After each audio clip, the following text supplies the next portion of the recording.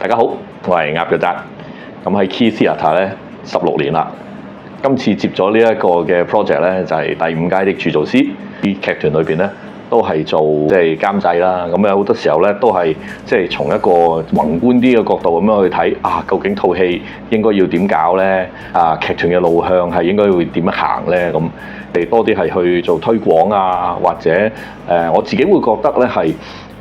藝術係應該有價嘅。咁雖然可能喺香港你話做藝術好多時候咧都唔係好揾到錢啊，甚至乎好多藝術團體會面對一個資金嘅困難啊。咁我自己會多少少咧會係點樣可以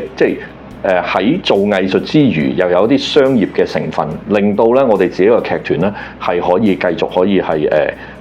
財政上都可以支撐到落去。咁 Key Theatre 從來我哋都冇接受過啲政府啊或者啲私人團體嘅一個長期嘅資助啊。咁有陣時可能有少少贊助，但係都唔係一啲現金上面嘅贊助。咁所以咧，我哋喺每一個劇目裏邊啊，我哋點樣去做一個定價，我哋點樣做一啲 cost control 啊？可能係喺演員嗰方面，我哋未必會有一個好大嘅回報俾到佢哋啊。但係調翻轉頭係點樣可以係窩心一啲啊？令到佢哋嘅有啲乜嘢除咗係喺個演藝上邊喺嗰個演出上邊可以 enjoy 之餘咧，有冇啲乜嘢我哋真係可以做到，可以令到啲演員都開心，等佢哋可以投入去演呢套劇，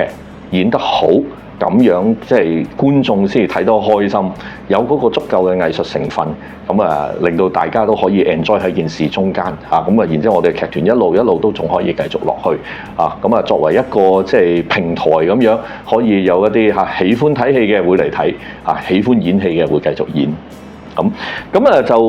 一次我哋會有一套劇咧，好似用上下集嘅形式去做啦。以前都試過有一啲嘅係真係系列式咁樣一拍完一集，又再個系列一路繼續延續。咁今次我哋個劇目咧就係一開始有咗個劇本之後咧，決定分上下集咁去演。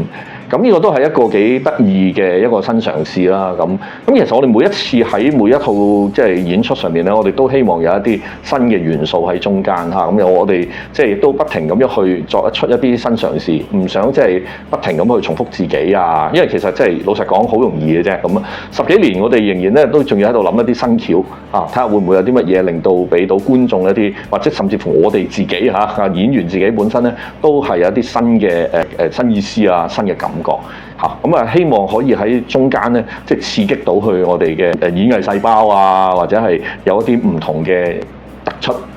可能對於我哋自己都可以話演完之後有一個回味每一次我哋嘅 project， 每一次我哋每一出劇，原來咧都有啲嘢係好獨特嘅，我哋可以過後諗得返，仍然都係開心嘅。第5屆的鑄造師嘅第2部曲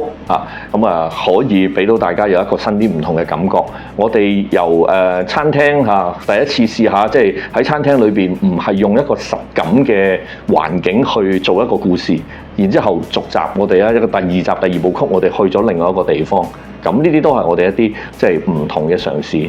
如果你有睇第1集嘅話，一定要嚟睇我哋第2集啦。但係如果你話第1集我哋未睇嘅，唔緊要嘅，因為咧喺我哋嘅編排上高咧，你淨係嚟睇第2集咧，都一樣會係咁 enjoy 嘅。